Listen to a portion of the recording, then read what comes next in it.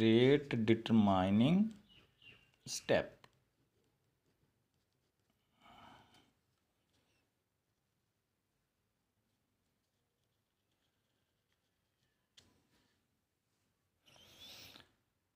Student आज हम rate determining step के बारे में पढ़ने वाले हैं कि रेट डिटरमाइनिंग स्टेप क्या होता है। एज क्लियर फ्रॉम हेडिंग कि भाई केमिकल रिएक्शन इस तरह के होते हैं जो एक से ज़्यादा स्टेप्स पर मुश्तमिल होते हैं। कोई केमिकल रिएक्शन ऐसा है जो 2 स्टेप पर मुश्तमिल है, कोई 3 स्टेप्स पर, 4, 5, 6 स्टेप पर मुश्तमिल होता है।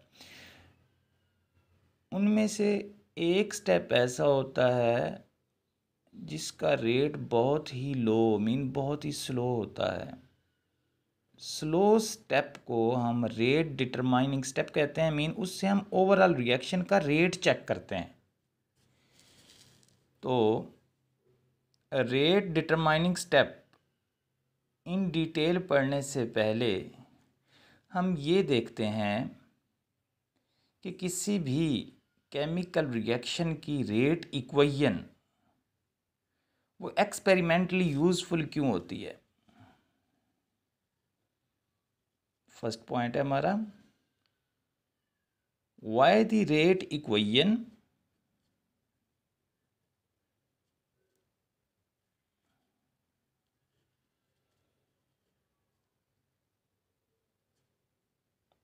of chemical reaction is useful.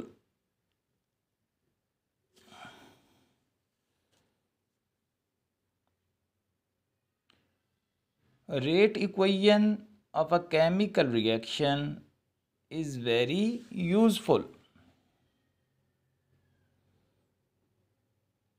because इससे हमें रिएक्शन की डिटेल का पता चलता है। Because rate equation of a chemical reaction tells us about detail of a chemical reaction.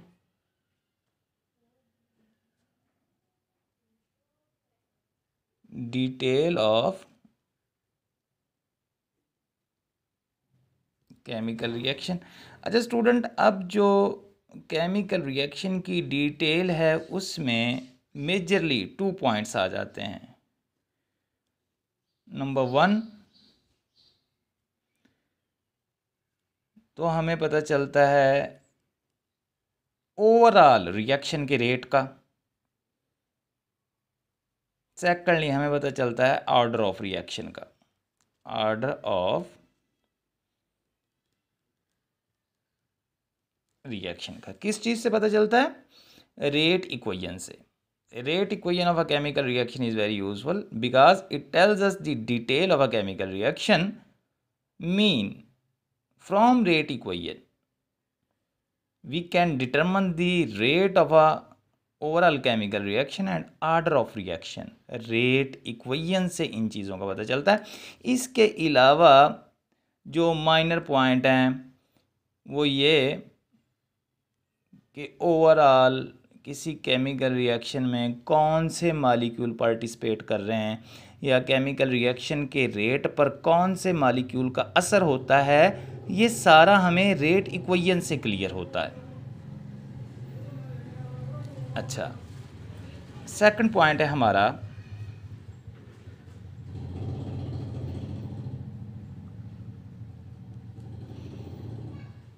Rate determining step का। तो रेट डिटरमाइनिंग स्टेप को डिफाइन करने से पहले मैं मैकेनिज्म पे आऊँगा कि what is mechanism of a chemical reaction. तो मैकेनिज्म को डिफाइन करने के बाद हम रेट को डिफाइन करेंगे, रेट डिटरमाइनिंग स्टेप को। मैकेनिज्म कहते हैं step by step study of a chemical reaction is called mechanism.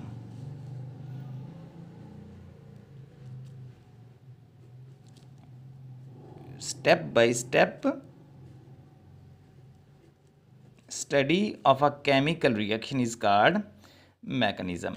अच्छा, मीन कि कोई भी केमिकल रिएक्शन है, कोई 2 स्टेप्स पर मुश्तमिल है, कोई 3 पे, कोई 4 पर, तो उनको जब हम किसी भी केमिकल रिएक्शन को स्टेप बाय स्टेप पढ़ते हैं ना, तो बेसिकली हम उसका ये मैकेनिज़्म चेकआउट कर रहे होते हैं। मैं एक रफ सी एग्जांपल देता हूँ, आप लोगों ने ऑलरेडी इसके बारे में बड़ा पढ़ा होगा। जिस तरह सल्फ्यूरिक एसिड बनाते हैं, तो सल्फ्यूरिक एसिड में सबसे पहले क्या होता है, सल्फ़र की ऑक्सीडेशन होती है, सल्फ़र डाइऑक्साइड बनता है। अच्छा, ये मैं मैकेनिज़्म समझा रहा हूँ। ओवरऑल आप लोगों ने पढ़ा होगा SO3 plus water goes to H2SO4। ये है सिंगल स्टेप केमिकल रिएक्शन जो आप बारहा पढ़ते हो। Sulphur trioxide when react with water we obtain sulphuric acid.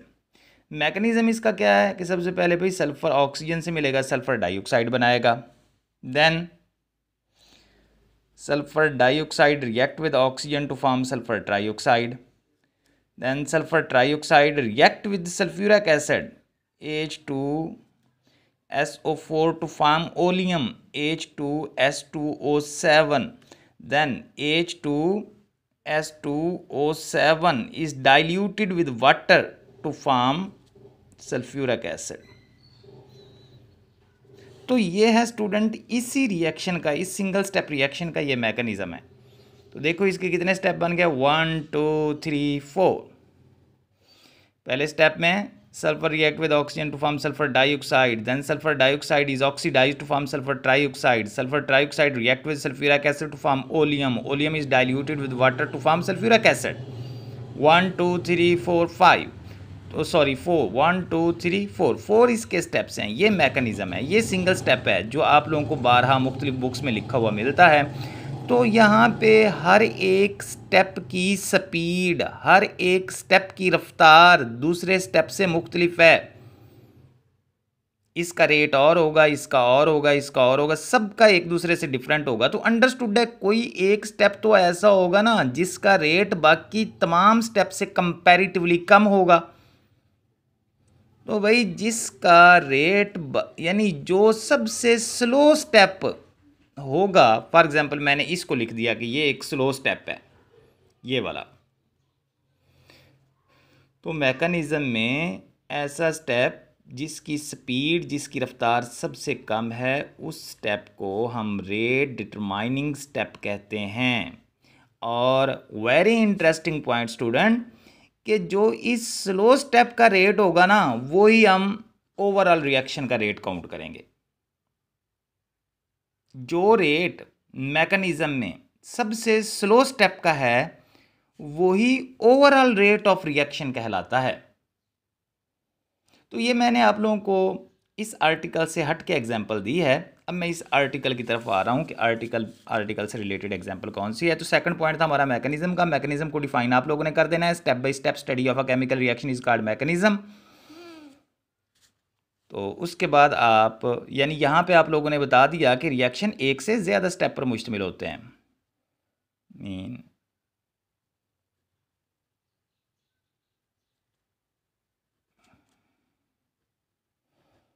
some chemical reaction consist of 2 steps, consist of 3 steps and consist of 4 steps and so on। तो rate determining step क्या होगा, rate determining step आप लिखेंगे slowest step among mechanism of a chemical reaction.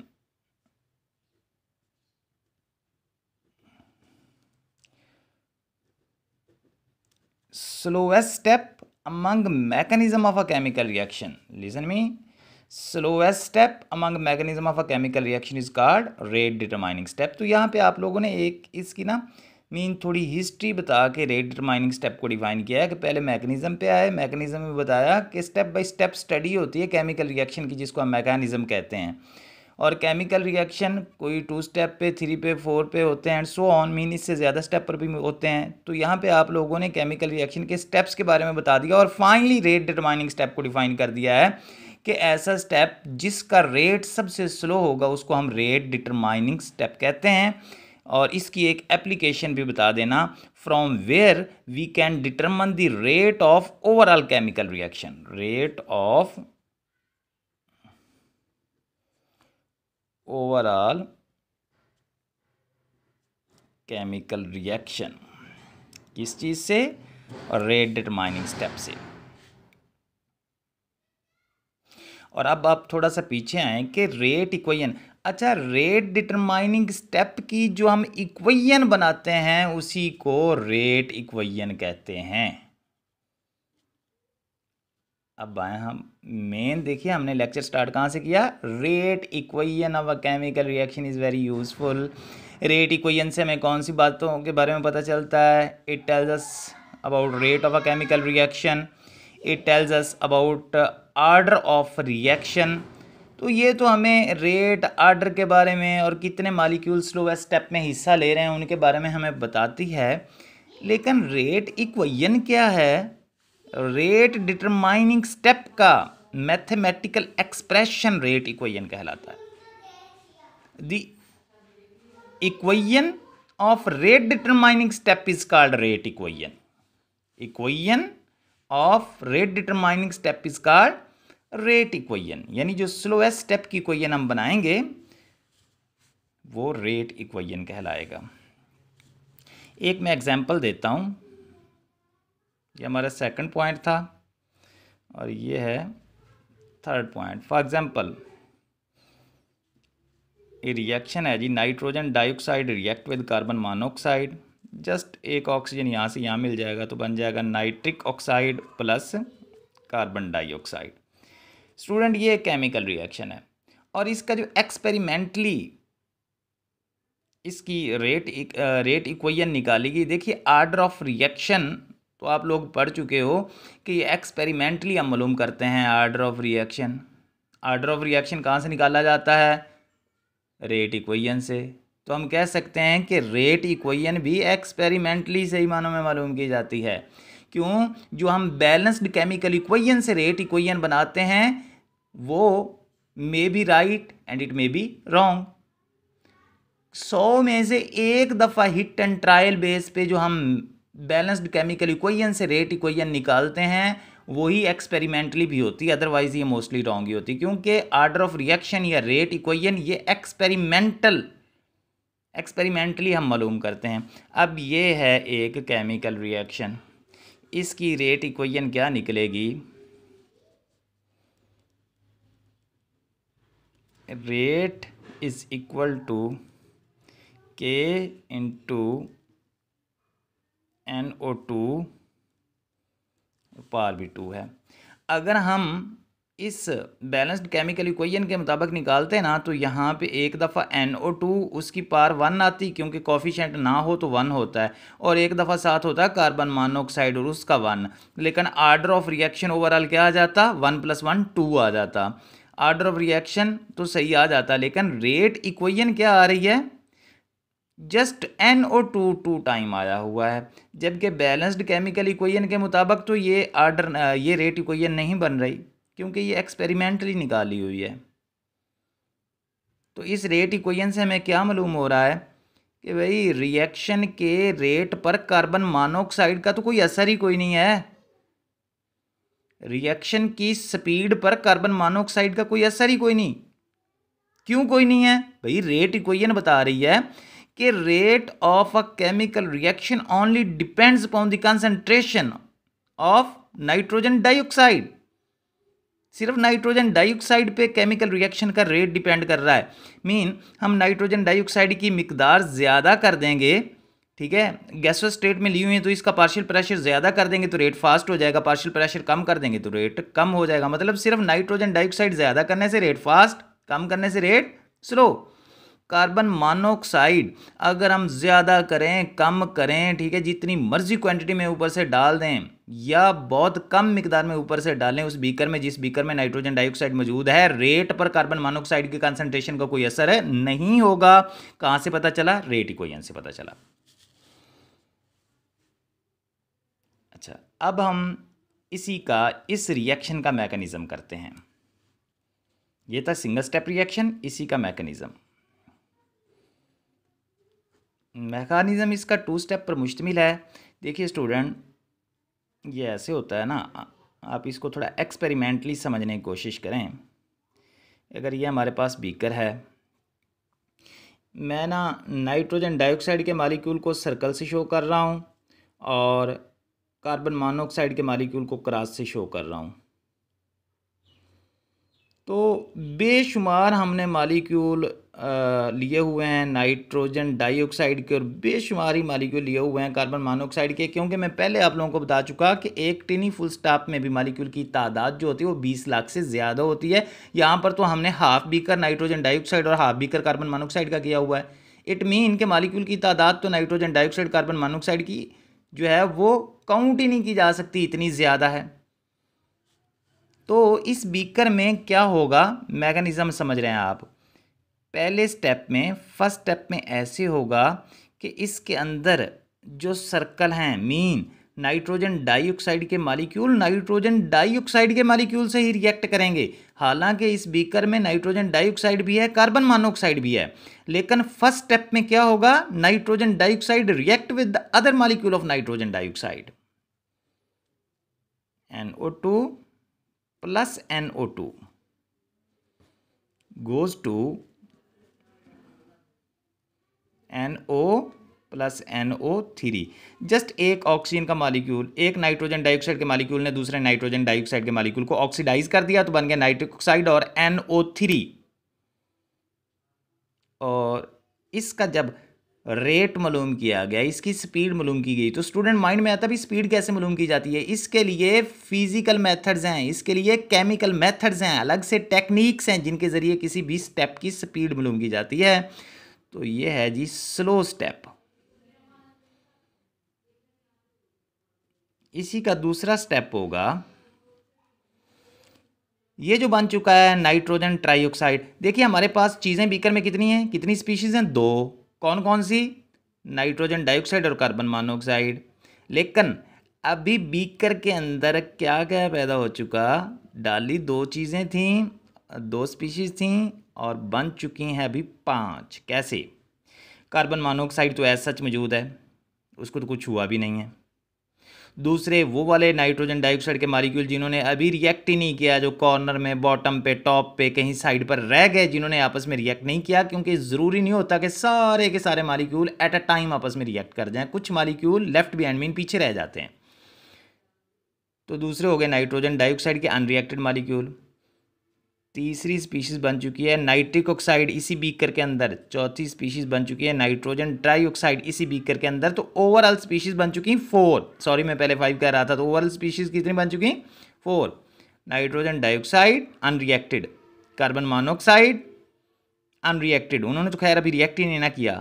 तो 2 नई जो बन चुकी हैं नाइट्रिक ऑक्साइड और नाइट्रोजन डाइऑक्साइड। तो दूसरे स्टेप में जो इस बीकर के अंदर नाइट्रोजन ट्राइऑक्साइड बन चुका, ये वाला, वो इसी बीकर में मौजूद कार्बन मोनोऑक्साइड के साथ रिएक्ट करेगा, NO3 प्लस कार्बन मोनोऑक्साइड।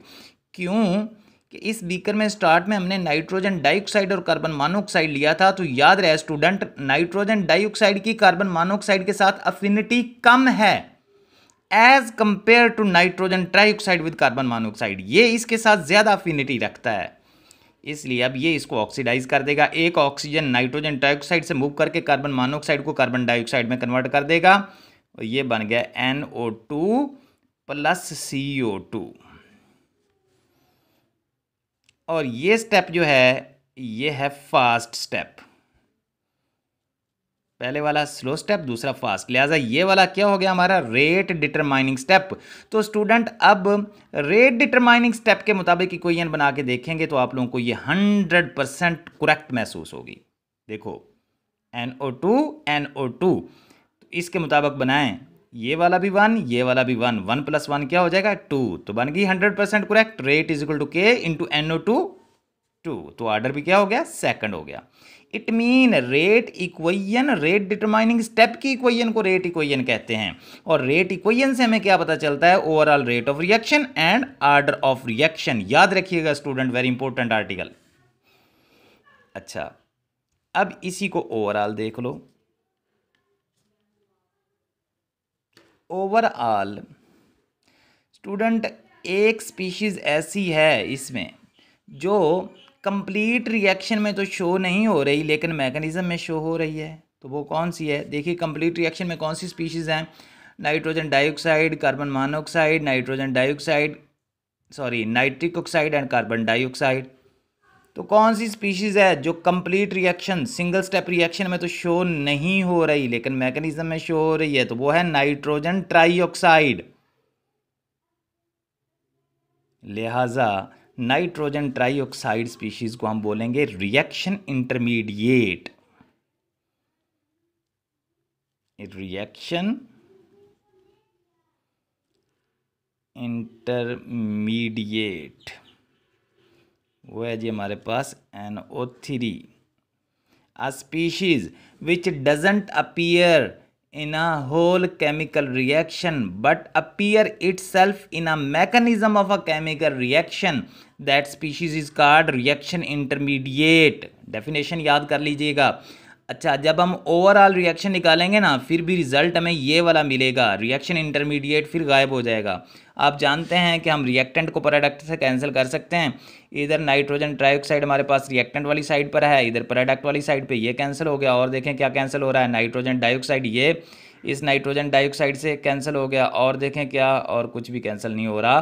तो इनको ऐड कर लें। ऊपर क्या बचा हुआ है हमारे पास, नाइट्रोजन डाइऑक्साइड, नीचे कार्बन मोनोऑक्साइड, तो ये बन गया जी NO2 plus CO goes to, आगे क्या है जी NO plus CO2, NO plus CO2। तो इस इक्वेशन को देखें, क्या ये वही इक्वेशन है जो सिंगल स्टेप में, जी 100% वही इक्वेशन है। तो वो स्पीशीज जो कंप्लीट रिएक्शन में शो नहीं होती लेकिन मैकेनिज्म में शो होती है उसको क्या बोलते हैं, रिएक्शन इंटरमीडिएट। तो रिएक्शन इंटरमीडिएट की एक प्रॉपर्टी भी है स्टूडेंट, ये एक अनस्टेबल स्पीशीज है। It is a unstable species. Unstable, unstable किस लिए कह रहे हैं, NO3 is unstable as compared to reactant or product। NO3 is an unstable species as compared to reactant or product। हम इसको ओवरऑल अनस्टेबल नहीं कह रहे हैं, हम इसको कंपैरेटिवली अनस्टेबल कह रहे हैं कि ये nitrogen dioxide, carbon monoxide, nitric oxide और कार्बन डाइऑक्साइड की निस्बत अनस्टेबल है, but it is stable enough to be isolated from the reaction mixture. लेकिन ये खुद इस हद तक स्टेबल है कि हम इसको रिएक्शन मिक्सचर से सेपरेट कर सकें। क्यों? क्योंकि ये स्टेटमेंट दी जाती थी कि जो स्पीशीज अनस्टेबल होती हैं ना, हम उनको रिएक्शन मिक्सचर से सेपरेट नहीं कर सकते, इसलिए इसके बारे में ये स्पेशल कंडीशन आ गई कि इसको हम अनस्टेबल कह रहे हैं बाकी रिएक्टेंट और प्रोडक्ट की निस्बत, लेकिन ये खुद इस हद तक स्टेबल है कि हम इसको रिएक्शन मिक्सचर से सेपरेट कर सकें। इस बीकर के अंदर जितनी भी स्पीशीज है ना, अब हम उनको रिएक्शन मिक्सचर कह रहे हैं क्योंकि ये सारा कुछ तो इस बीकर के अंदर हो रहा है ना। मैं लास्ट टाइम स्टेटमेंट पढ़ रहा हूं, a species which doesn't appear in the chemical reaction but appear itself in a mechanism of a chemical reaction, that species is called reaction intermediate।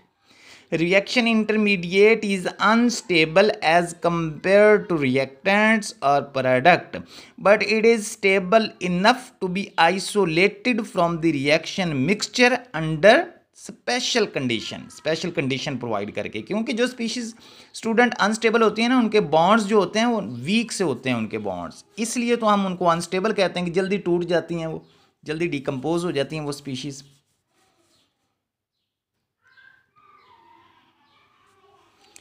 तो ये स्टूडेंट था आज का आप लोगों का आर्टिकल, वेरी इंपॉर्टेंट आर्टिकल है। यहाँ से आप इसका जो है वो स्क्रीनशॉट भी ले सकते हैं। जस्ट 2 और 3 पॉइंट्स हैं, लेकिन याद रहे स्टूडेंट के these points are conceptual point. Number 1, rate equation का आप लोगों को पता होना चाहिए कि रेट इक्वेशन है क्या, किसकी है। तो अभी आप जानते हैं कि रेट डिटरमाइनिंग स्टेप की इक्वेशन को हम रेट इक्वेशन कहते हैं। हमें पता कैसे चलता है, ये कौन सी चीज़ों के बारे में बताती है, रेट के बारे में, ऑर्डर ऑफ रिएक्शन। तीसरा पॉइंट भी आप बता सकते हैं कि कौन सी स्पीशीज रेट इक्वेशन में अपीयर होंगी, उनके बारे में भी बताती है। यानी कौन सी स्पीशीज हैं जिनका रिएक्शन के रेट पर असर है। जिस तरह देखिए, हमने रिएक्टेंट तो ये दोनों लिए हुए हैं, लेकिन रिएक्शन की स्पीड पर असर किसका है, सिर्फ नाइट्रोजन डाइऑक्साइड का। कार्बन मोनोऑक्साइड का रिएक्शन की स्पीड पे असर कोई नहीं है। अच्छा, सेकंड पॉइंट था मैकेनिज़्म, ये डिफ़ाइन करना है। रेट डिटरमाइनिंग स्टेप को डिफ़ाइन करना है कॉन्सेप्चुअली, इसके बारे में इक्वेशन देनी है, उस इक्वेशन का मैकेनिज़्म, और फाइनली आप रिएक्शन इंटरमीडिएट के बारे में वो जो है वो आप बताएंगे। ओके स्टूडेंट, अगर कोई प्रॉब्लम हो तो आप मुझसे व्हाट्सएप पे कंसर्न कर सकते हैं। अल्लाह हाफिज़।